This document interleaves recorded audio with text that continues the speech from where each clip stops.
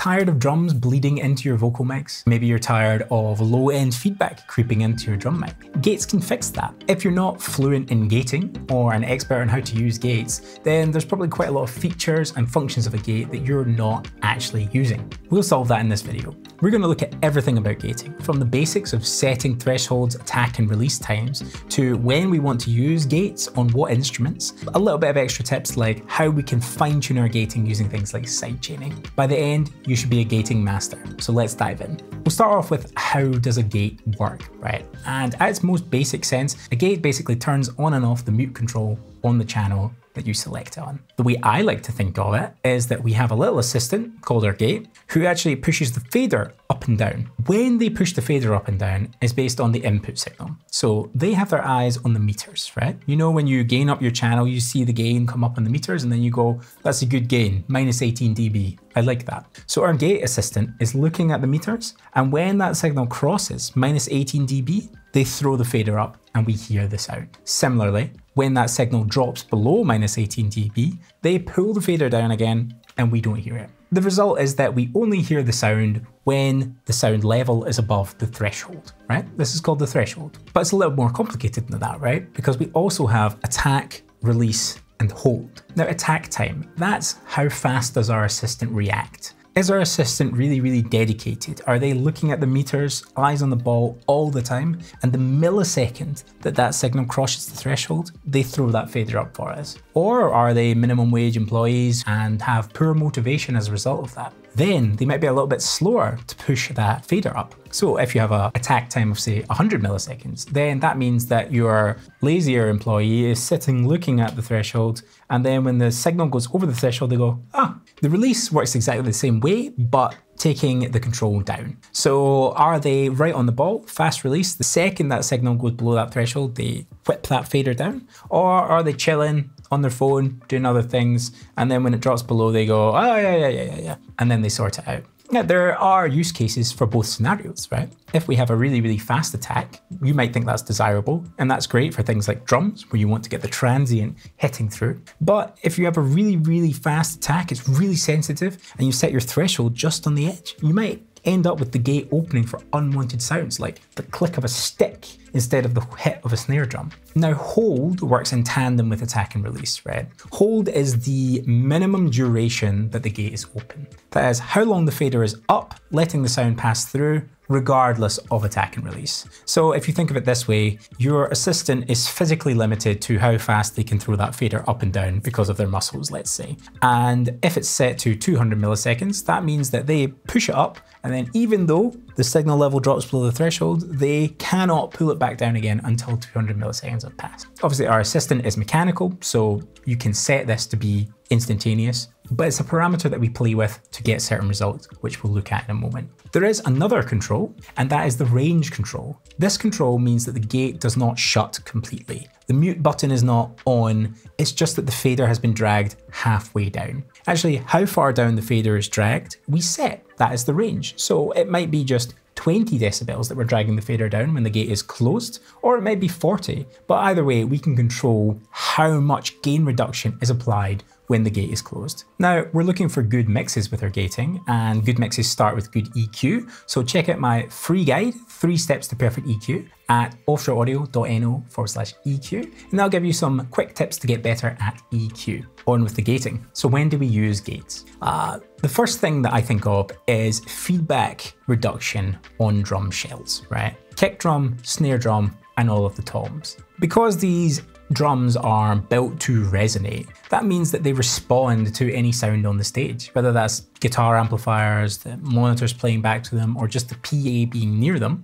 And this natural resonance can, interact with the PA and with the instrumentation on stage and result in feedback. Quite often the feedback is really low, like 60 hertz, 80 hertz, stuff like that. And it can be quite difficult to immediately identify where it's coming from. You may not even notice it at first. Because gates interrupt the sort of resonance cycle of the PA, right? They turn it on and off. That affects the ability of the drum to feed back while still letting us hear our drum microphones, so it's ideal. I would set the attack to about 1 millisecond so that you get all of the transient of any drum hit. I would dial the release in to maybe like 300 milliseconds and maybe keep the hold control about 50 to begin with. The aim here is to get a full natural drum sound without it sounding like it's been gated at all. So set your settings like that and then just dial in your threshold so that you're getting that drum to open and close nicely and naturally. You can tune the release time to alter the decay of the drum if you find that that is opening and closing too quickly. The second thing we can use it for is on drums as well, and that's to shape the sound of the drum. We've probably all been in a situation where we have a poorly tuned drum kit on the stage. Sounds really flabby, there's no impact, the sustain lasts forever,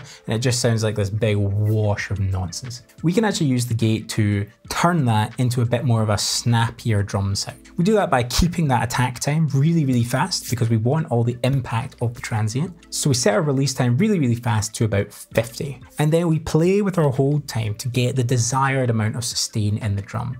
And what we're doing is we are creating a sort of artificial envelope. We are cutting the sound of that drum so that it sounds snappier. It sounds like it's a quicker hit than it actually is. Now, obviously, the ideal is to have a well-tuned drum kit. So first things first, tune the drum kit. But sometimes you don't have time, you don't have the tools, and you just have what you're given. This is a trick that you can use to get better drum sounds. Another time you might use gates is to reduce spill into your vocal microphones. Let's say you're on a small stage, you have a loud drummer who's crashing down on all the cymbals and the hi-hats, and you have a vocalist who's standing right in front of the drum kit. This is not unusual, happens all the time. You might want to turn that vocal microphone down when the vocalist is not singing to try and prevent all the spill of all these cymbals, making your mix all messy. Instead of you pushing the fader up and down and paying attention to when the vocalist is singing, you just set a gate. Now, you might want to set your gate pretty quickly, let's say like 5 milliseconds to catch the start of your vocalist's words. And you want to keep that release time quite long because it's really, really important that you don't truncate, you don't chop off the end of what the vocalist is singing, right? So let's set our release at 300 milliseconds. We'll put our hold at 50 milliseconds and we can just play with the release time and the hold time to make sure that we get a natural sounding vocal, but also we don't get all of that spill when the vocalist is not singing.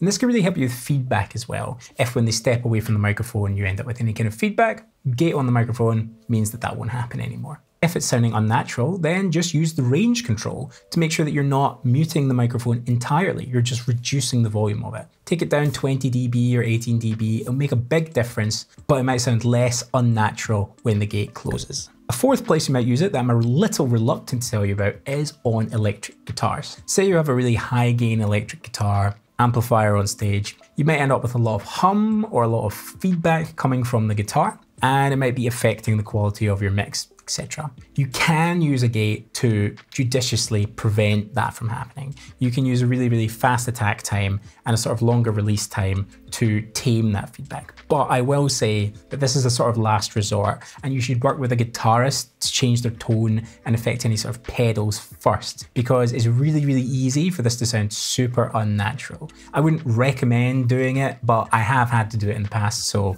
now you know. Plus, if you just have a really good understanding of how gating works, the guitarist might have a gating pedal on their pedal board and you can help them to set that in a way that gets their tone nice and clean with minimal feedback or hum or buzz. Of course, the next natural progression is when not to use gates. When do we avoid them? And for starters, on jazz and classical. That's two genres where you're more likely to do damage than good with the gates due to dynamics. Any kind of music, whatever style, that is incredibly dynamic, has a lot of high highs and low lows, you're quite likely to set the threshold wrong and make some sort of mistake in the performance. All it takes is the drummer to suddenly start playing really light on the snare and then for the snare to disappear entirely and you've ruined a gig for someone. So be really, really careful. Following on from the orchestra thing, it's not usually very useful to use gates on sort of sustained string instruments like cellos or violins because the attack and the sustain is so controlled on those instruments that by messing with it with the gate, you can totally throw off the performance and affect the end result in a negative way.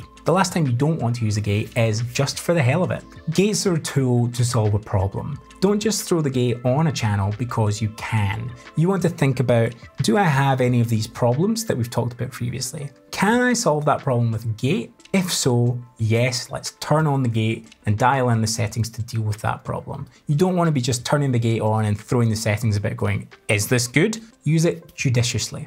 Now, time for some advanced tips and tricks with gates, and the first one being sidechaining. Sidechaining is a way to make your gate super smooth and super controlled with the opening and closing. So what is sidechaining? Sometimes it's called a key input on the gate because it's the key that unlocks the gate. And long story short, it's basically the channel that your gate looks at to decide whether to open or close. So normally you turn the gate on your kick drum and it's listening to the kick drum. When the drummer hits the kick drum, the gate opens. When they don't hit the kick drum, the gate closes. Let's say you've got two microphones on the kick drum. One is outside the kick, one is inside the kick. The microphone inside the kick drum will get a much clearer signal when the drummer hits the kick drum. The one outside might be hearing an awful lot of bass or snare drum. It might be opening and closing when you don't want it to. Sidechaining is when you tell the channel, which is the kick out microphone, to listen to the kick in microphone and decide when to open or close. That way you know that both of those microphones are opening and closing at the same time, and they're both only listening to the microphone inside the drum.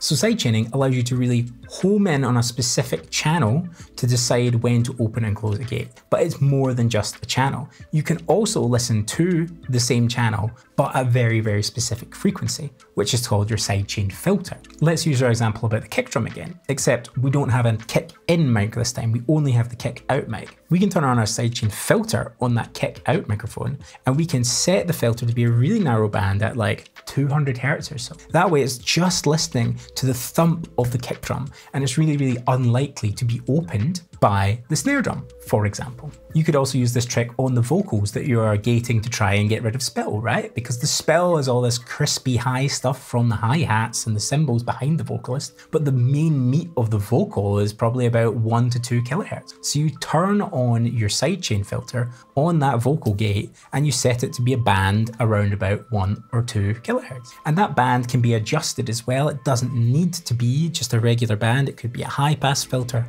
low pass filter. Basically, sidechaining is the fine tuning to get your gate to open real nice. Some other features of gates that vary between mixers are duckers and expanders. So I wouldn't say these are strictly gating, but you do find them on the gate on the M32 and X32, for example. So if you change the mode of operation of the gate, you stop having a gate and you start having an expander or a ducker. An expander is sort of a reverse compressor, right? So instead of you having your fader all the way down and your assistant pushing it up when it crosses the threshold, your fader is already up and your assistant pushes it even higher when the sound crosses the threshold. So it just makes it louder. The ducker is kind of the opposite. It turns a signal down when something crosses the threshold. And so you've heard this on radio, right? Assuming that people still listen to the radio. I don't. When a radio DJ speaks over the music, their voice in their microphone ducks the music. So the music is turned down so that the voice comes over the top of it. I won't go into too much detail, but the functionality is there if you want to play with it. So I think that's most of the functionality of most gates. Let's talk a little bit about common problems that you might run into and how to fix them. First one is sort of gate chatter, right? And this is sort of clicking that happens when your gate is opening and closing really, really fast, right? And so one of the solutions to this is simply to extend the hold time just a little bit to make sure that when the gate opens, it's going to be open for long enough that you won't hear this sort of just like unnatural sound. So if you gate something and you start hearing this clicking and you're like, where's this clicking come from? It might be that your gate is opening and closing too quickly. Hold is just one way to fix this. You can also change your attack time, make it a little bit slower. You can change the threshold, make sure that the gate is opening at a different point, but you can also change the range control to make sure that the gate is not turning itself all the way off. The fader is not going all the way down when your gate is closed. The next problem that you'll come across is just overgating stuff, cutting off more of the sound than you want to. And it's as simple as refining your attack and release times. If you are missing tiny little syllables or little parts, S's, T's, fast beginnings to words and things, or the articulation in a snare drum, you just need to change the attack and release times and maybe even the hold setting. If you have a gate on something and it sounds really, really unnatural, it's time to just go in there and fine tune that.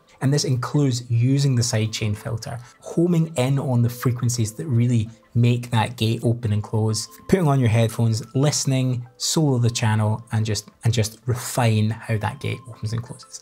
It takes practice. You will get better at it. If you have bad gating at the start, just keep doing it. A third problem you might encounter is just really unnatural sound after it's gated. And a lot of the time it is just the release. If you've got a drum and it's not sounding right when someone hits it, or it's a vocal and it just doesn't quite sound right, it can be that it's just cutting off way quicker than you would ever actually anticipate in real life. So just extend that release time. Why not try having a longer release time and then shortening it? If you want to learn a bit more about getting a great vocal, I'll leave a video up here for you. Other than that, thanks for watching and I'll see you in the next one. Goodbye.